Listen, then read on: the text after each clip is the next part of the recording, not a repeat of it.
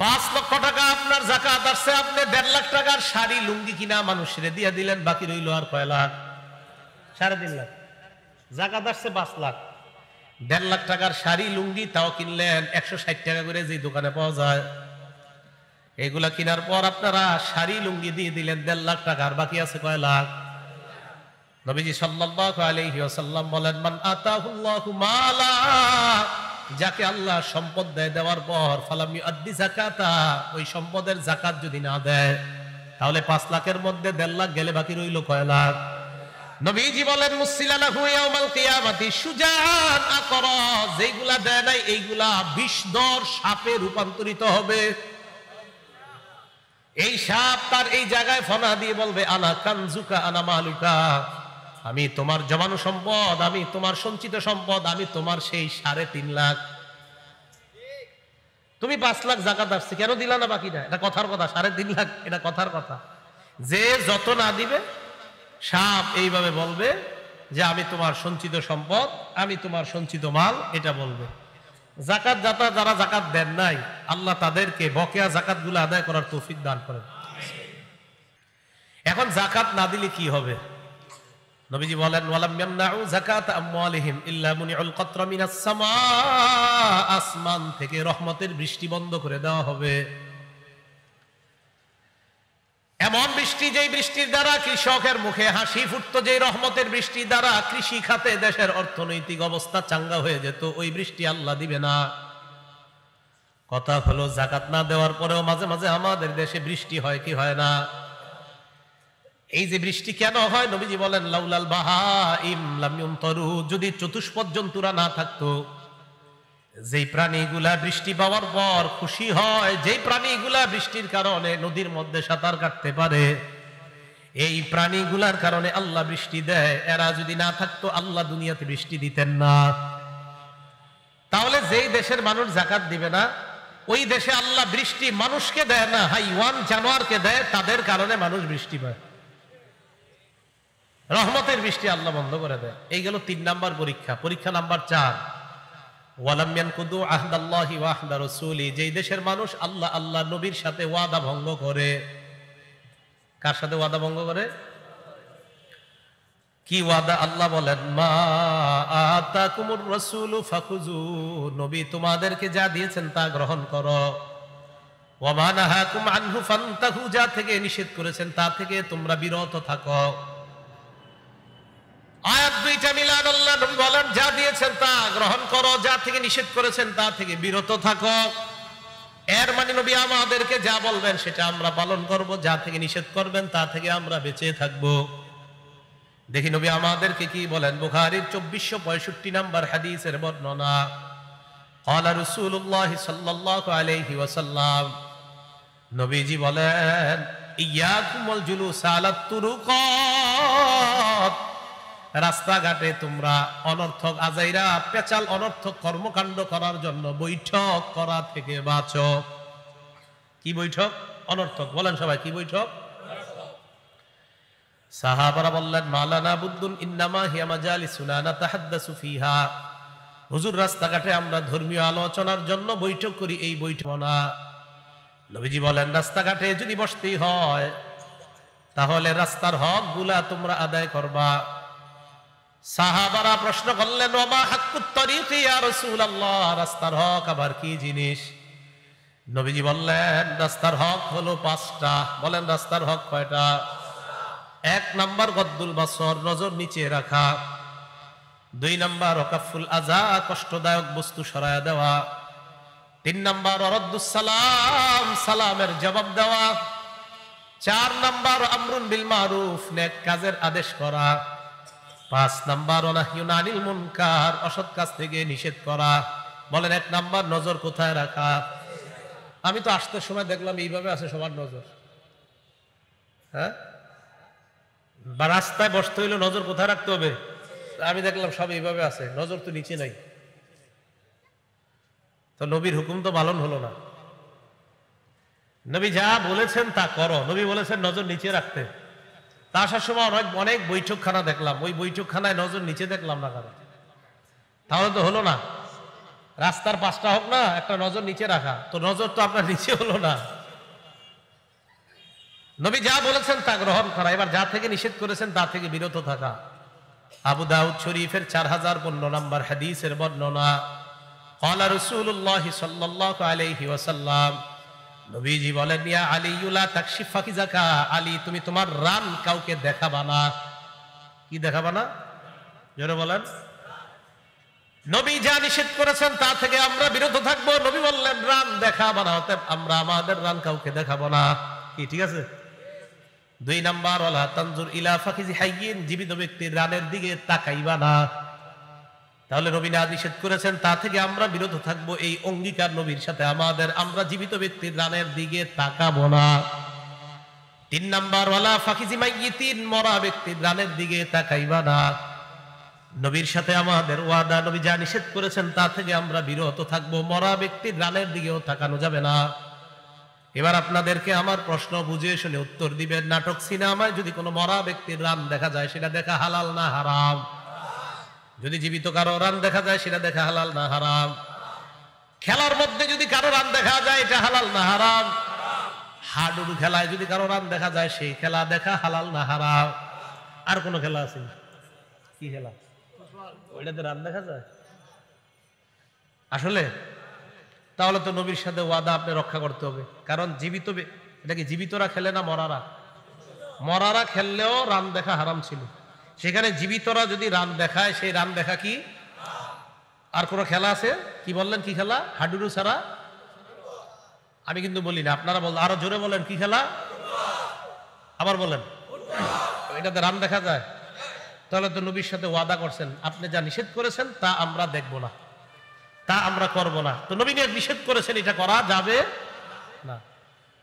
পরীক্ষা নাম্বার 4, নবীজি বলেন, ওয়ালাম ইয়ানকুযু আহদাল্লাহি ওয়া আহদা রাসূলি, যেই দেশের মানুষ আল্লাহ আর তার নবীর সাথে ওয়াদা ভঙ্গ করে। নবীর সাথে আমাদের ওয়াদা ছিল, আপনি যা বলবেন তা আমরা পালন করব, যা থেকে নিষেধ করবেন তা আমরা করব না। এখন আপনারা বলেন, নবী যা নিষেধ করেছেন তা আমরা করব না, ওয়াদা করেছি আমরা, সবাইকে এটা পালন করতেছি। নবীজি বলেন, ওই দেশের মধ্যে গজব আসবে, ইল্লা সাল্লাল্লাহু আলাইহিম আদুওয়াম মিন গায়রিহিম, বহিরাগত শত্রু আল্লাহ ওই দেশে চাপায়া দিবেন। ফাখাযু মা ফি আইদিহিম, ওই শত্রু তাদের হাতের দামি দামি সম্পদ গুলা ছিনায় নিবে। 4 নাম্বার পরীক্ষা, যে দেশের মানুষ আল্লাহ আর তার রাসূলের সাথে অঙ্গীকার ভঙ্গ করবে, ওই দেশে আল্লাহ বহিরাগত শত্রু চাপিয়ে দিবেন, আর ওই শত্রু তাদের দামি দামি সম্পদগুলা ছিনিয়ে নিবে। পরীক্ষা নাম্বার 5, ওয়ালাম তাহকুম আইম্মাতুহুম বিকিতাবিল্লাহ ওয়া ইয়াতাখায়্যারু মিম্মা আনজালাল্লাহ, যে দেশে আল্লাহর কিতাব অনুযায়ী ফয়সালা হবে না, আল্লাহ যা নাজিল করেছেন এই নাজিলকৃত বিষয়গুলা যদি দায়িত্বশীলরা মেনে না নেয়, ইল্লা জাআলাল্লাহু বাসাহুম বাইনাহুম, ওই দেশের মধ্যে মানুষে মানুষে আল্লাহ যুদ্ধ বাঁধায়া দিবে। মানুষে মানুষে আল্লাহ যুদ্ধ বাঁধিয়ে দিবে। বাঁশ নিয়ে নামবে দেশ গ্রামে, আপনার টেডা চল এগুলা নিয়ে নামে মাঠে, নাইমা একদল আরেক দলকে মেরে ফেলে। এখন রাসূল সাল্লাল্লাহু আলাইহি সাল্লাম বলছে, এগুলা যখন হবে, আপনারা বলেন এগুলা কি হবে না হচ্ছে? আল্লাহ বুঝার তৌফিক দান করেন। তাহলে এই অপরাধগুলো আমাদের দ্বারা হয়ে যাচ্ছে, ঠিক না? তাহলে এই অপরাধগুলো আমরা করব না। আল্লাহ আমাদের সকলকে এই জাতীয় অপরাধগুলো থেকে বেঁচে থাকার তৌফিক দান করেন। তিরমিজি শরীফের 2211 নম্বর হাদিসের বর্ণনা, 2211 নম্বর হাদিসের বর্ণনা, ক্বালা রাসূলুল্লাহ সাল্লাল্লাহু আলাইহি ওয়াসাল্লাম, নবীজি বলেন, ইযা তুখিজাল ফাইউ দুওয়ালা, কোন দেশের মধ্যে যদি এমন অবস্থা হয়, যুদ্ধলব্ধ সম্পদ যদি ব্যক্তিগত সম্পদে পরিণত হয়ে যায়, রাষ্ট্রীয় সম্পদ যদি নিজের সম্পদ মনে করা হয়। 2 নাম্বার, আল আমানাতু মাগনামা, আমানত যদি লুটের মালে পরিণত হয়। আমানত লুটের মাল দ্বারা উদ্দেশ্য হলো, আমাকে 5 বস্তা চাউল দিয়ে এই এলাকার মধ্যে মনে করেন পাঠানো হয়েছে, এক কোম্পানির মালিক আমাকে 5 বস্তা চাউল দিয়ে পাঠিয়েছে, যা বনশ্রী অমুক এলাকার মধ্যে তুমি 5টা অসহায় পরিবারের মধ্যে এই 5 বস্তা চাউল তুমি দিয়ে দাও। আমি এই এলাকায় আসলাম, আসার পর 2 বস্তা চাউল 5 ফ্যামিলির মধ্যে বন্টন করে দিলাম। মারলাম কয় বস্তা? ওয়াল আমানাতু মাগনামা, আমানত যদি লুটের মালে পরিণত হয়। কথা ছিল আমি ওই কোম্পানির 5 বস্তা চাউল 5টা অসহায় পরিবারের মধ্যে দিব, 5টা পরিবারের মধ্যে দিব। আমি 2 বস্তা 5 পরিবারের মধ্যে দিয়ে দিলাম, বাকি 3 বস্তা আমি বেচে দিলাম। ওয়াল আমানাতু মাগনামা, আমানত যখন লুটের মালে পরিণত হবে। কয় বস্তা লুট হলো? 3 নাম্বার যাকাতু মাগরামা, যাকাতকে যখন জরিমানা মনে করা হবে। মানুষ মনে করবে যাকাত কেন দিব আমি, যাকাত এরকম বলবে, জরিমানা মনে করবে। 4 নাম্বার তুল্লিমা লিগাইরিদ্দিন, বদ্দিন শিক্ষার প্রচার প্রসার ঘটবে। দিন বহির্ভূত শিক্ষার প্রচার প্রসার ঘটবে। সঠিক শিক্ষার বিপরীতে অন্যায় শিক্ষার প্রচার প্রসার ঘটবে যখন। 5 নাম্বার আতাআর রাজুলু ইমরাআত, কোন পুরুষ যখন তার বিবির পূজা করবে, বিবির আনুগত্য করবে, খালি বউর কথা শুনবে। 6 নাম্বার আক্কা উম্মা, মায়ের নাফরমানি করবে। 5 নাম্বার বউর কথা শুনবে, 6 নাম্বার যখন মায়ের নাফরমানি করবে। এগুলো মনে হয় ভবিষ্যতে হবে আমাদের দেশ। আচ্ছা। 7 নাম্বার আদনা সদিকহু, বন্ধুকে আপন বানাবে। 8 নাম্বার আকসা আবা, বাবাকে দূরে ঠেলে দিবে, বাবাকে দূরে ঠেলে দিবে। তো আগের দিনের বাবা, ওনার বয়স 50-60, রাত 12টা বাজে এসে ছেলেটা মোবাইল চালায়, বাবা ঘুমাস না, এত রাত হয়েছে, 1টা বাজে আছে। ছেলে জবাব দেয়, আপনি আধুনিকতা বুঝেন না, আগের দিনের মানুষ, যান আপনি গিয়ে ঘুমান। হ্যাঁ খুব বুঝে, সে খুব বুঝে। বন্ধুদেরকে বাসায় আনবে, আইনা রাতে 2টা 3টা 4টা পর্যন্ত আড্ডা দিবে। বুড়া বাবা এসে বলবে, বাবা ঘুমাস না, এত রাত পর্যন্ত আড্ডা দেস। আরে আপনি ঘুমান তো আব্বা, আধুনিকতা আপনি বুঝবেন কিছু, আপনি আগের যুগের মানুষ, যান আপনি ঘুমান। হে বুঝছে সব। 7 নাম্বার বন্ধুকে আপন বানাবে, বাবাকে দূরে ঠেলে দিবে। 9 নাম্বার ওয়াজাহারাতিল আসওয়াতু ফিল মাসাজিদ, মসজিদের মধ্যে আজাইরা পেচাল বাড়বে। হ্যাঁ, মসজিদে অনর্থক কথা বাড়বে। কোন মতে ইমাম সাহেব 1টার জায়গায় যদি 1:31 বাইজা যায় যাইতে জামাতে, জামাত হইল 1টায়, 1:31 বাজতে মোটামুটি 1:32 বাজতে পুরা মসজিদ বাজার হয়ে যায়, পুরা মসজিদ। তো বলছিলাম যে মসজিদের মধ্যে আপনার আওয়াজ বেড়ে যাবে, মসজিদের মধ্যে আওয়াজ বেড়ে যাবে অনর্থক। কোন কারণে যদি 1টার জামাত একটু দেরি হয়, সবার কল্লাগুলা পিছনে ঘুরে যায়, মানে হুজুর আসে না কেন। আর হইল কি যে হুজুর আসতে একটু দেরি হইলে, হ্যাঁ এত ছুটি কাটায়, এই কাটায়, সেই কাটায়, হ্যাঁ আসতে এত দেরি করে, হ্যাঁ না থাকলে কইয়া দিব, থাকবো না, এত দেরি করে কি লেগা। কিন্তু 90 ঘন্টা দাঁড়ায়া থাকতে তাদের একটু কষ্ট হয় না। এই লোকগুলো 1 মিনিট দেরি হইলে 14 গোষ্ঠী উদ্ধার করতে চাই ইমাম সাহেব। কথাগুলা কি সত্য? নবীজি বলছে 9 নাম্বার ওয়াজাহারাতিল আসওয়াতু ফিল মাসাজিদ, মসজিদের মধ্যে অনর্থক কথাবার্তা বাড়তে থাকবে। 10 নাম্বার ওয়াসাদাল কাবিলাতা ফাসিকুহুম, সমাজের দায়িত্বশীল হবে সবচাইতে পাপাচার ব্যক্তি।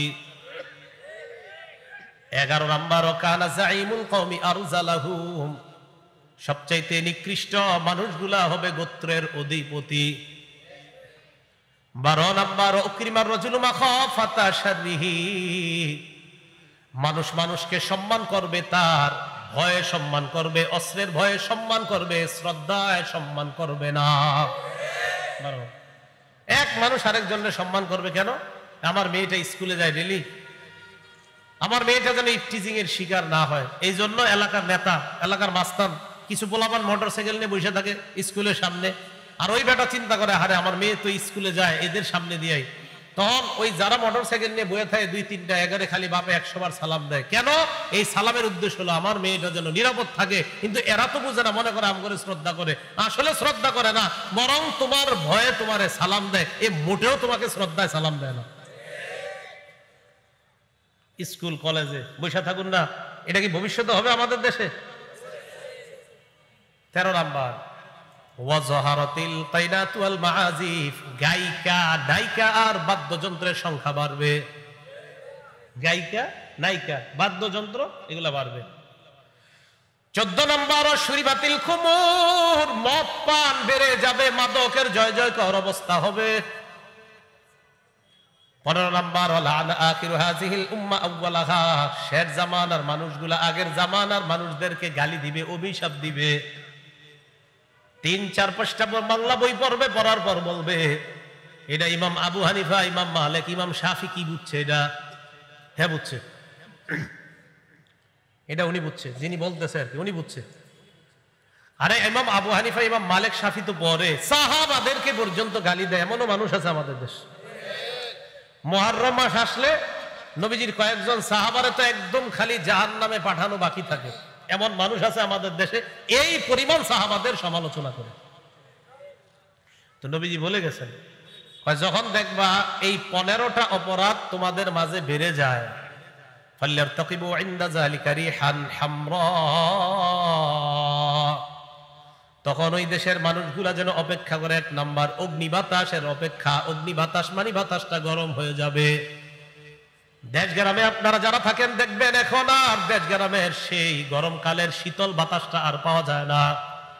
দেশ গ্রামে গরমকালের বাতাসটা দেখবেন আগের মতো কৃষকরা 12টা-1টার দিকে খেজুর গাছের নিচে যেই আরামের ঘুমটা ঘুমাইতো, এখন আর এলাকার এটা দেখা যায় না।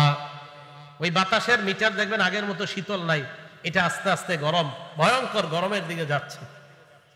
1 নাম্বার রিহান হামরা, 2 নাম্বার ওয়াজালজালা, ভূমিধস হবে। আমাদের দেশে ভূমিধস হয়েছে কিনা? ওয়া খাসফা, ভূমিকম্প হবে। ভূমিকম্পের নাম শুনছেন নি বাংলাদেশের মানুষ? হ্যাঁ, ভূমিকম্প। ওয়া মাসখা, চেহারা বিকৃতি শুরু হয়ে যাবে। এই চেহারা বিকৃতির ব্যাখ্যা হতে পারে বর্তমান দেশে দেশে তাকাইবেন, সৌদি আরবের মধ্যেও কয়েকদিন আগে পালন হয়েছে, চেহারার মধ্যে বিকৃতি করে কি জানি হ্যালোউইন পালন করছে। চেহারা বিকৃতি, এরা ইচ্ছা করে চেহারা বিকৃত করতেছে। আল্লাহ না করুক যদি চেহারাটা এরকম বানায় দেয়। এই যে বিকৃত করে চেহারা, আল্লাহ যদি এরকম বানায় দেয়, তো নবীজি বলেন মাসখা, চেহারা বিকৃতির গজব আসবে। তো এইগুলা দেখে আমার কাছে গজবই মনে হয়েছে, চেহারা বিকৃতির গজব। আল্লাহ বিকৃত করার আগে নিজেরা ট্রাই করতেছে, প্র্যাকটিস করতেছে। জি, আপনি কয়েকদিন পরে বানাবেন এরকম, তাই আগের থেকে হচ্ছি, ট্রাই করতেছে। এরপর নবী বলেন আয়াতিন তাতাবা, তাসবিহ আছে কারো পকেটে থাকলে দেন। আয়াতিন তাতাবা উতিয়াসিলকুহু ফাতাতাবা, নবীজি বলেন এমন এমন বিপদ আসবে একের পর এক। একটা মালার দানা যদি, দানার মাঝখানে যদি রশিটা কেটে দেওয়া হয়, উতিয়াসিলকুহু, রশি যদি কেটে দেওয়া হয়, তাসবির দিকে তাকান, এই জায়গায় রশি কেটে দেওয়ার পর একটা দানাই শুধু পড়বে, সবগুলা। নবীজি বলেন একের পর এক দানা যেভাবে পড়বে, একের পর এক তোমাদের উপর গজব বিপদ আপদ আসতেই থাকবে। আয়াতিন তাতাবা কানিজামিন বালিন কুতিয়াসিলকুহু ফাতাতাবা, পুরাতন পুতির মালা একটা বিশাল বড়, এটা একটু ছিঁড়ে দিলে যেমন সবগুলা মালার এইগুলা পড়ে যাবে, পুঁতিগুলা একের পরে এক তোমাদের সামনে, তোমাদের উপর একের পর একইভাবে গজব আসতেই থাকবে। এখন আপনারা বলেন, এই যে অপরাধ গুলার কথা নবীজি সাল্লাল্লাহু আলাইহি সাল্লাম বললেন যে এইগুলা যখন হবে, এগুলা কি হবে? আচ্ছা, বুখারী শরীফের 5590 নাম্বার হাদিসের বর্ণনা। ক্বালা রাসূলুল্লাহ সাল্লাল্লাহু আলাইহি ওয়াসাল্লাম, নবীজি বলেন লা ইয়াকুনান্না মিন উম্মতি আকওয়াম, আমার উম্মতের মধ্যে এমন মানুষের আবির্ভাব ঘটবে, ইয়াস্তাহিল্লুনাল হিররা ওয়াল হারিরা, যারা ব্যভিচারকে হালাল মনে করবে, রেশমের পোশাককে হালাল মনে করবে। কারে হালাল মনে করবে? আগেরটা কোন? ব্যভিচার, ব্যভিচারকে হালাল মনে করবে, রেশমের পোশাককে হালাল মনে করবে। ওয়াল খামরা, মদকে হালাল মনে করবে। ওয়াল মাআজিফা, বাদ্যযন্ত্রকে হালাল মনে করবে। এক পাশে একদল বসবে, আরেক পাশে আরেক দল বসবে, বসার পর বুখারী শরীফের দলিল দিয়ে একদল বলবে গান এটা জায়েজ, আর একদল মুসলিম শরীফের দলিল দিয়ে বলবে জায়েজ, আর বলবে হুজুররা এগুলা পাইছে কই, মানে এরা গান জায়েজ করবে। এটার নাম আর আমি বললাম না, স্টেজে দুই পাশে দুই দল বসবে, এটার একটা নাম আছে, এই গানের একটা নাম আছে, যেটাই হোক। তো এর দলিল দেয়, এই বুখারী দিয়ে দলিল দেয়, এই মুসলিম দিয়ে দলিল দেয়। তো আমি আমি আমি কোন কিতাবের হাদিসটা বলছি এখন? 5590 বুখারীর কোন কিতাবের? নবীজি বলছেন এমন একদল মানুষ আসবে যারা জিনাকে হালাল মনে করবে, রেশমের পোশাক হালাল মনে করবে, মদকে হালাল মনে করবে, বাদ্যযন্ত্রকে হালাল মনে করবে। এটা কোন কিতাবের? এই বুখারী শরীফ দিয়ে আবার দলিল দিবে, বলবে গান জায়েজ। অথচ নবী সাল্লাল্লাহু আলাইহি সাল্লাম বলছেন একদল মানুষ বলবে গান হালাল, একদল কে বলবে? মানুষ বলবে গান হালাল, এটা বলবে। নবীজি বলেন এগুলা যখন হবে তোমরা টেনশন করো না, বুঝবা কিয়ামতের আর বেশি দিন বাকি নাই, এসে বসছে। এখন বলেন আমাদের দেশেও আছে একটা শব্দ, বহির্বিশ্বে এটা তো খুব প্রসিদ্ধ, লিভ টুগেদার। লিভ টুগেদার মানে ছেলে আর মেয়ে, প্রাপ্তবয়স্ক ছেলে প্রাপ্তবয়স্কা মেয়ে একই সাথে একই ছাদের নিচে স্বামী স্ত্রীর মতো থাকবে, তবে স্বামী স্ত্রী না, স্বামী স্ত্রীর মতো থাকবে তবে, এবং তারা বলবে এটা আমাদের স্বাধীনতা, এটা আমাদের ব্যক্তিগত ব্যাপার, আমরা দুইজন দুইজনের সম্মতিতে এখানে থাকি, এটাকে তারা অন্যায় বলবে না।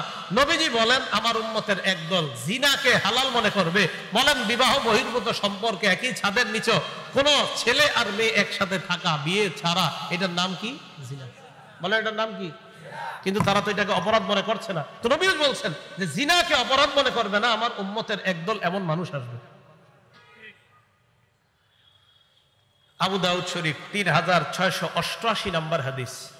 ক্বালা রাসূলুল্লাহ সাল্লাল্লাহু আলাইহি ওয়াসাল্লাম, নবীজি বলেন লা ইয়াশরাবান্না নাসুম মিন উম্মতি আল খামরা ইউসাম্মুনাহা বিগাইরি ইসমিহা, আমার উম্মতের একদল মানুষ মদ পান করবে অন্য নাম দিয়ে, খাবে মদ নাম দিবে অন্য, মাদক সেবন করবে নাম দিবে অন্য, সেবন করবে মাদক মানে হারাম জিনিস সেবন করবে অন্য নাম দিবে, বিয়ার, কথার কথা, আরো আর কি ফেন্সিডিল, আরো যা আছে আর কি আপনার হারাম জিনিস।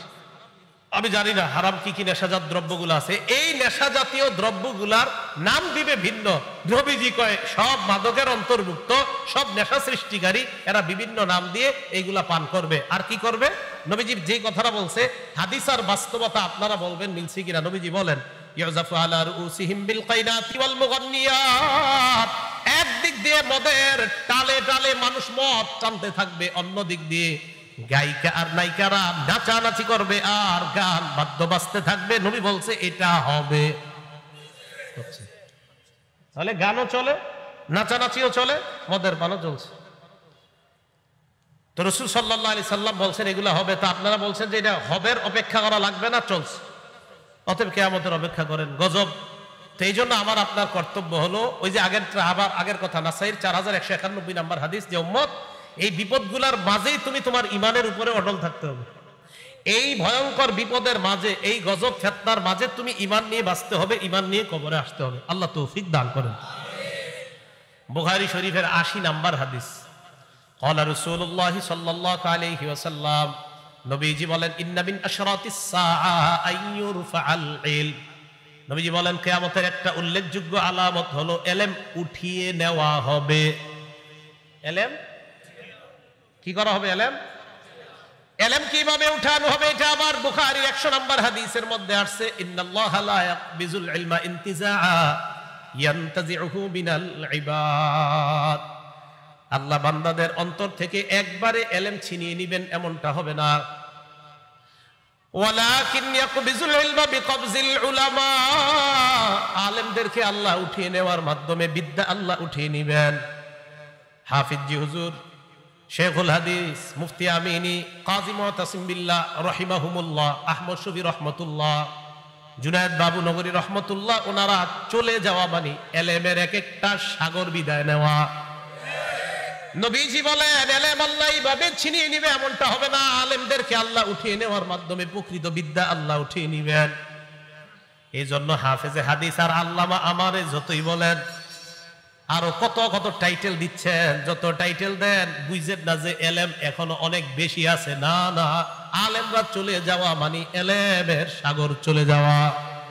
এগুলা ভাষা ভাষা বিদ্যা, কিছু প্রকৃত বিদ্যা এটা উঠিয়ে নেওয়া হবে। তাহলে বলেন তো, আমাদের দেশে আলেমদের মৃত্যুর সংখ্যাটা এই গত 2-3 বছরে কম না খুব বেশি? বড়রা খুব বেশি বিদায় নিচ্ছে, তার মানে এলেম আল্লাহ উঠিয়ে নিচ্ছেন। এই জন্য ভাই আবারও আগের কথাটা বলি, আমার আপনার কর্তব্য খালি বেশি দোয়া করা, আল্লাহ তুমি আমার ইমানের উপর রাইখো, আল্লাহ তুমি আমার ইমানের উপর মৃত্যু দিও। খুব বেশি বেশি আল্লাহকে এই কথা বলা। তো নবীজি সাল্লাল্লাহু আলাইহি সাল্লাম বলেন, এমন একটা অবস্থা হবে, হাত্তা ইযা লাম ইউবকি আলিমা, এমন হবে মানুষ যখন আলেম তালাশ করে পাবে না, ইত্তাখাযান নাসু রুউসান জুহালা, জাহেলদেরকে মানুষ ধর্মীয় নেতা বানাবে। ধর্মীয় নেতা কারে বানাবে? ফাস্তাফতাও, তাকেই ফতোয়া জিজ্ঞাসা করবে। ফাফতাও বিগাইরি ইলমিন, তিনি ইলম ছাড়া ফতোয়া দিয়ে দিবে। ফাদাল্লু আদাল্লু, নিজেরাও পথভ্রষ্ট হবে, যারা ফতোয়া জিজ্ঞাসা করে তাদেরকেও পথভ্রষ্ট বানাবে। এটা নবীজি সাল্লাল্লাহু আলাইহি সাল্লাম বললেন। ইদানিং কালে তো আপনার এমন এমন অনেকে আছেন যারা জীবনে কোনো প্রশ্নে না বলে না। কোনো প্রশ্নে কি বলে না? মানে সব পারে। এমনও পাবেন যে অনেক প্রশ্নে এমন মানুষ আছে যারা জীবনেও কোনো প্রশ্নে না বলে না। এতে কি বোঝা যায়? সব পারে। নবীজিও প্রশ্নে অপেক্ষা করছে, সুযোগ নিছে যে জিবরিল আসবে জানাবে। তারপর আব্দুল্লাহ ইবনে সালাম গেলেন, যাওয়ার পর কয় আপনারে কয়েকটা প্রশ্ন করব, জবাব দিতে পারবেন এই মুহূর্তে ঈমান আনবো। কি প্রশ্ন? কয় জান্নাতীদের প্রথম খাদ্য কি? ছেলে আর মেয়ে দুনিয়াতে আসার পর বাবার রং কেন পায়, মায়ের রং কেন পায়? এই প্রশ্নগুলোর জবাব আপনি যদি দিতে পারেন, জান্নাতীদের প্রথম খাবার কি, ছেলে মেয়ে আসার পর দুনিয়াতে তারা রং কেন বাবার পায়, কেন মায়ের পায়, আরো একটা প্রশ্ন করছেন। এগুলো করার পর আব্দুল্লাহ ইবনে সালাম কয় আপনি যদি জবাব দিতে পারেন ঈমান আনবো, কারণ এই জবাব নবীরা ছাড়া কেউ দিতে পারে না। নবীজি একটু থাইমা কয় খব্বারানি জিবরিলু আনিফা, মাত্র জিবরিল আমিন আয়েশা তোমার এই প্রশ্নের জবাব আমাকে জানায়া দিছে। আল্লাহ জানে এখনো জিবরিল আসে কিনা, কারণ অনেকে তো প্রশ্নের কোনো না বলে না। আয়েশা বইলা দেয় কিনা কে জানে। তো প্রশ্নে না আল্লাহ, আমি চিন্তা করি মাঝে মাঝে, আমি তো জানেন না ভয়ে জীবনে মাহফিলে প্রশ্নই নিতে চাই না। তো মাশাআল্লাহ দেখি অনেকে প্রশ্নের পর প্রশ্নে না নাই কোনো উত্তর, তো চলছে তো চলছে, চলতে তো চলছে। রাসূল সাল্লাল্লাহু আলাইহি সাল্লাম বললেন আলেমরা বিদায় নিবে, জাহেলদেরকে মানুষ নেতা বানাবে, যত প্রশ্ন করবে সব উত্তর দিবে, নিজেও পথভ্রষ্ট হবে, জাতিকেও পথভ্রষ্ট বানাবে। নবী বলছে এটা হবে। আচ্ছা, তো বলছিলাম ইন্না মিন আশরাতিস সাআ আইয়ুরফাল ইলম, উঠিয়ে নেওয়া হবে। 2 নাম্বার ওয়াজহারুল জাহলু, মূর্খতা সমাজের মধ্যে প্রকাশ পেয়ে যাবে। 3 নাম্বার ওয়াজহারুজ জিনা, জিনা ব্যভিচার বাড়বে। 4 নাম্বার ওয়ায়ুশরাবাল খামরু, মাদকতা বাড়বে। এটা 80 নাম্বার বর্ণনা। বুখারীর 81 নাম্বার হাদিসে এই কথাগুলো বলার পর নবী বলেন ওয়া তাকসুরান নিসা, নারীদের সংখ্যা বাড়তে থাকবে। ওয়া ইয়াকিল্লার রিজাল, পুরুষের সংখ্যা কমতে থাকবে। নারীর সংখ্যা বাড়বে, পুরুষের সংখ্যা কমবে, এটাও কিয়ামতের আলামত। নারীর সংখ্যা বাড়বে, পুরুষের সংখ্যা কমবে, এটাও কিয়ামতের আলামত।